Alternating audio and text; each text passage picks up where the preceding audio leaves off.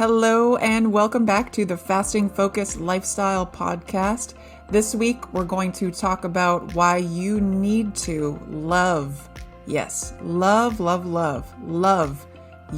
journey. Stay tuned.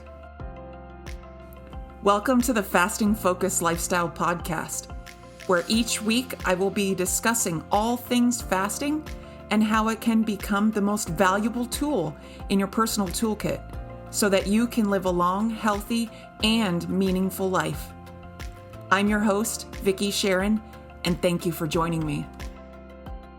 Love your journey. Yes, you need to love it, despite the ups, the downs, the plateaus, the fantastic days, obviously, but even those extremely hard, challenging, am I going to make it through? Should I just throw in the towel and give up? You have to love it in those days too. So first I want to say, do you feel like you are in a rush with this method, with this intention to improve your health and weight? Do you feel like it has to meet societal expectations with shedding X amount of weight in X amount of days? Because if that's the case, we need to start to address why you feel that way and think about the improvement and healing that can happen and will happen within your body on this journey.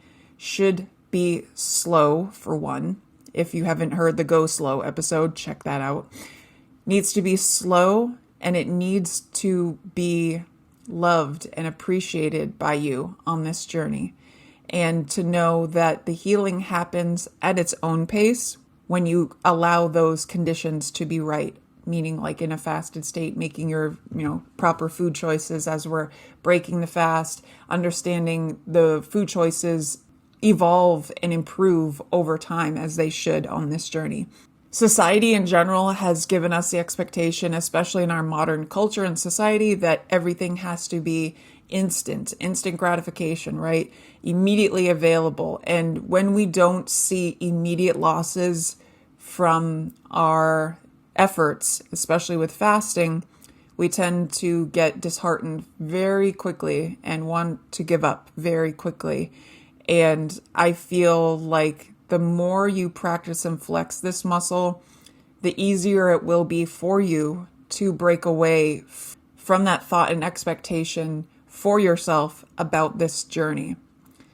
If you allow yourself to maintain a present mind and awareness on this journey, as I've talked and mentioned before about taking those moments of attentive gratitude and checking in with yourself as often each day, starting honestly the moment you open your eyes.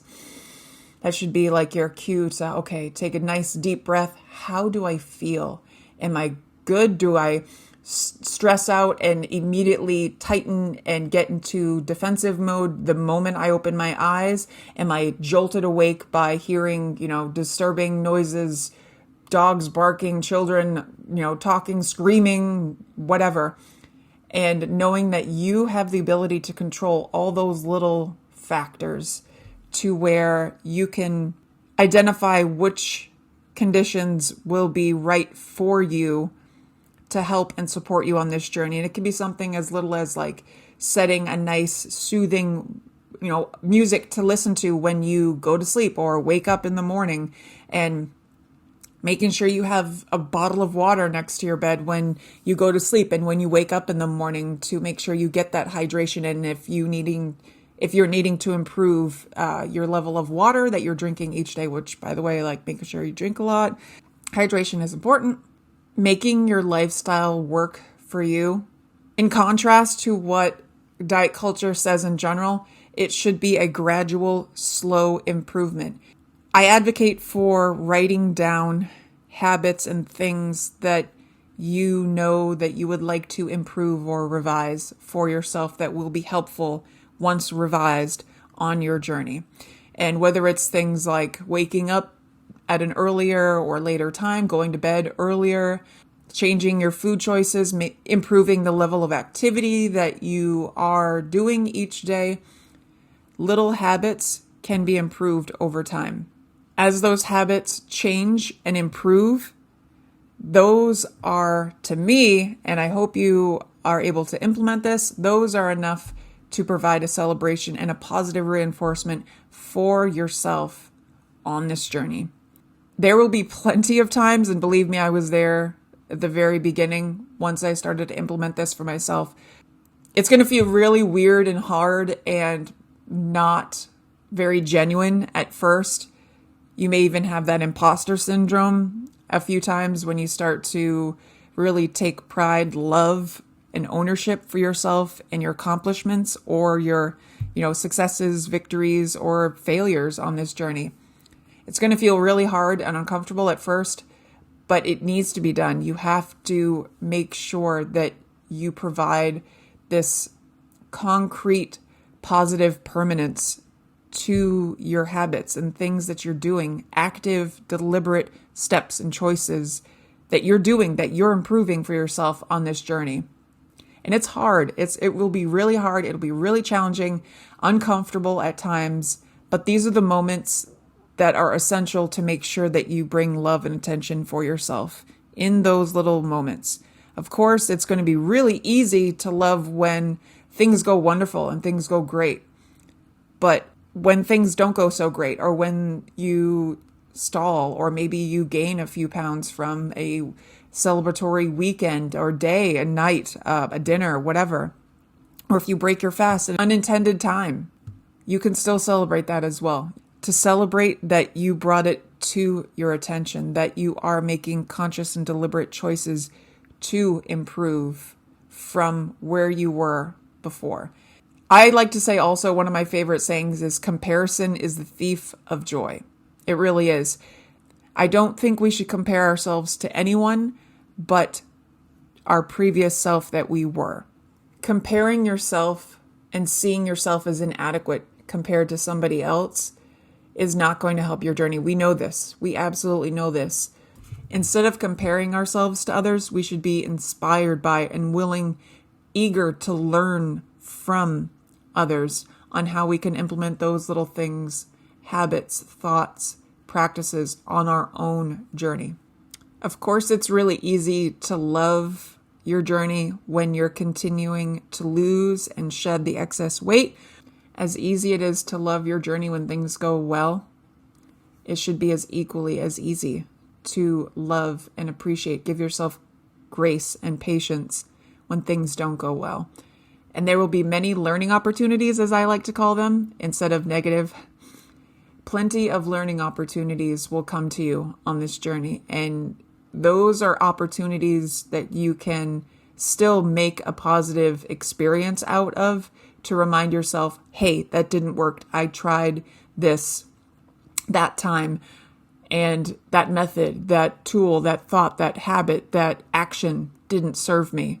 But I'm thankful, I'm grateful, and I appreciate and love that I had that experience so that I can learn from that and not let that happen again in the future.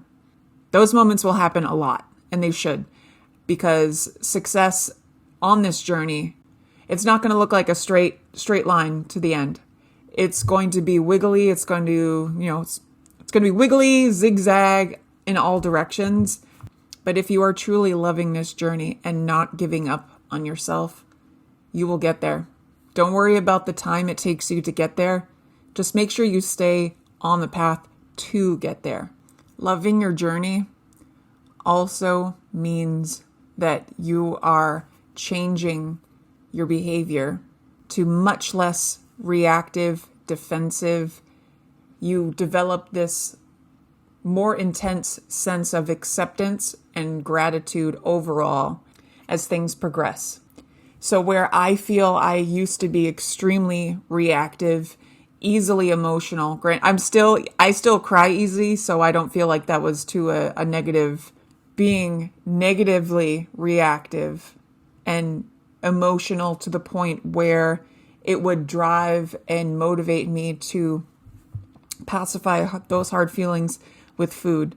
That doesn't happen for me anymore. That's a direct result of my journey with fasting. You can develop a sense of appreciation and patience for this journey. I know starting out, I did have feelings of impatience and a desire to where I could hurry up and just be at the weight that I had hoped to be. And it doesn't obviously work that way. I think a lot of it stems from my deep, nerdy appreciation for the process of the healing that happens with fasting and how different this process is than general conventional diet culture. And while obviously keto is close to fasting and many think that they have to integrate keto way of eating on this lifestyle, it is not necessary. And I've talked about this in a full episode on keto if you're interested. But keto works because it's fasting mimicking. But keto has been over glamorized and made to be a societal diet, food, culture entirely. And that is absolutely a toxic culture to be a part of. Fasting breaks away from that. Keto works because it's fasting mimicking. If it's fasting mimicking, that means that fasting is probably going to be the better choice, right? Realizing that keto is actually the shortcut of fasting. Take the route with fasting that's going to provide the permanent changes and the permanent results without the restrictions, without the limitations. And this allows you to really love and appreciate this journey with allowing you to choose your food choices that don't have to fall into measurements and guide lists and app entries with your food menu choices. That's stressful. That is so stressful and does not allow you to be fully present and grateful for the journey, the healing that's happening. Loving your body and knowing that in those times of fasting, your body is getting the fuel that it needs. Because when you understand the process of the body's utilization of these stored parts of energy that your body has stored around, the areas of body fat on you, your body is very beautifully, naturally, harmoniously even choosing and allowing the fuel that's on you to be burned and used, healed, cleaned out, improved. All this incredible, beautiful, wonderful healing that is going on inside of your body is something to truly, fully, and completely be loved. And all these little things to love and appreciate about this journey, please take account of them. Please write them down, record them, whatever method you like.